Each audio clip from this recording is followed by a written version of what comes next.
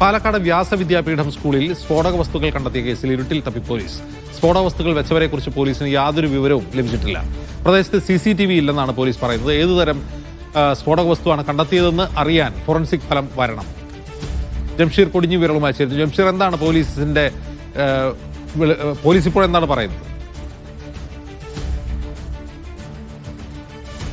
അജിംസ്, ഇത് ഈ സ്ഫോടക വസ്തു ഏത് തരത്തിലുള്ള സ്ഫോടക വസ്തുവാണ് എന്ന് അറിയണമെങ്കിൽ അത് ഫോറൻസിക് പരിശോധന ഫലം വരണം എന്നുള്ളതാണ് പോലീസ് പറയുന്നത്. എന്നാൽ ഇതിനകത്തെ പ്രധാനപ്പെട്ട ഒരു കാര്യം, ഒരു ചോദ്യം വരുന്നത് ഈ സ്ഫോടക വസ്തു എങ്ങനെ ഈ സ്കൂൾ പരിസരത്തെത്തി, ആര് കൊണ്ടുവന്ന് വെച്ചു, എന്തിനു വെച്ചു എന്നുള്ള ചില ചോദ്യങ്ങളാണ് ഉയരുന്നത്. എന്നാൽ ഈ ചോദ്യങ്ങളിലേക്ക് പോലീസിന് ഇപ്പോഴും എത്താൻ കഴിയുന്നില്ല എന്നുള്ളതാണ് ഏറ്റവും പ്രധാനപ്പെട്ട കാര്യം. അതിൽ പോലീസ് പറയുന്നൊരു കാര്യം, ഈ പ്രദേശത്ത് CCTV ഇല്ല, അല്ലെങ്കിൽ CCTV അത്തരത്തിലുള്ള ക്യാമറകളോ പരിശോധിച്ചതിലേക്ക് എത്താൻ കഴിയുന്നില്ല എന്നുള്ളൊരു കാര്യമാണ്.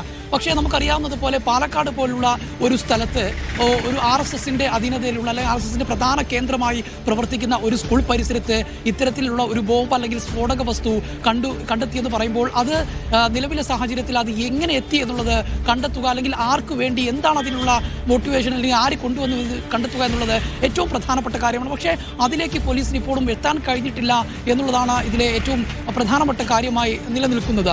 നമുക്കറിയാവുന്നതുപോലെ പാലക്കാട് ഇത്തരത്തിലുള്ള ഒരു ബോംബോ അല്ലെങ്കിൽ ഇത്തരത്തിലുള്ള സ്ഫോടക വസ്തുക്കൾ മറ്റു കേസുകളോ അല്ലെങ്കിൽ അത്തരത്തിലുള്ള വാർത്തകളോ പുറത്തു വന്നതായി നമുക്ക് അടുത്ത കാലത്തൊന്നും കേട്ടുപരിചയമില്ല. നമുക്കറിയാവുന്നതുപോലെ കണ്ണൂർ രാഷ്ട്രീയങ്ങളിലൊക്കെ ഇത്തരത്തിലുള്ള ബോംബ് രാഷ്ട്രീയങ്ങൾ കേട്ടിട്ടുണ്ട്. പക്ഷേ ഈ പാലക്കാട് ഇത്തരത്തിലൊരു സ്ഫോടക വസ്തു കണ്ടെത്തുന്നു, പ്രത്യേകിച്ച് അതൊരു സ്കൂളിന്റെ പരിസരത്ത് നിന്ന് കണ്ടെത്തുന്നു.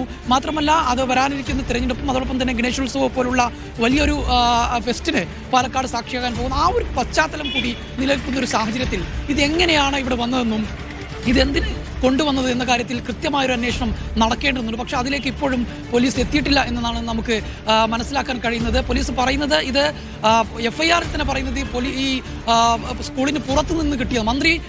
വിദ്യാഭ്യാസ മന്ത്രി പറഞ്ഞത് ഈ സ്കൂളിൻ്റെ NOC റദ്ദാക്കും, അതോടൊപ്പം തന്നെ നടപടി ഉണ്ടാകും, ഇത് RSSന്റെ പരിശീലനത്തിന് വേണ്ടി കൊണ്ടുവന്ന ആൾ ഉൾപ്പെടെയുള്ള കാര്യങ്ങൾ പറയുമ്പോഴും പോലീസ് FIRൽ ഇത് സ്കൂളിൻ്റെ പരിസരത്ത് നിന്ന്, അതായത് സ്കൂളിൻ്റെ പുറത്തുനിന്ന് കിട്ടി എന്നുള്ളതാണ് FIRൽ കാണിക്കുന്നത്. മാത്രമല്ല FIRൽ തന്നെ പറയുന്നുണ്ട്, ഇത് മനുഷ്യഹാനി വരെ സംഭവിക്കാവുന്ന മാരകമായ സ്ഫോടനശേഷി ഉള്ളതാണ് എന്ന് പറയുന്നുണ്ട്. പക്ഷേ ഇപ്പോഴും പോലീസ് പറയുന്നത് ഇത് ഈ ഫോറൻസിക് പരിശോധനാ ഫലം വന്നാലേ ഇത് ഏതു തരത്തിലുള്ള സ്ഫോടക വസ്തുവാണ് എന്ന് കണ്ടെത്താൻ കഴിയുകയും എന്നുള്ളതാണ്. ഏതായാലും അന്വേഷണം നടക്കുന്നുണ്ട് എന്ന് തന്നെയാണ് പോലീസ് പറയുന്നത്.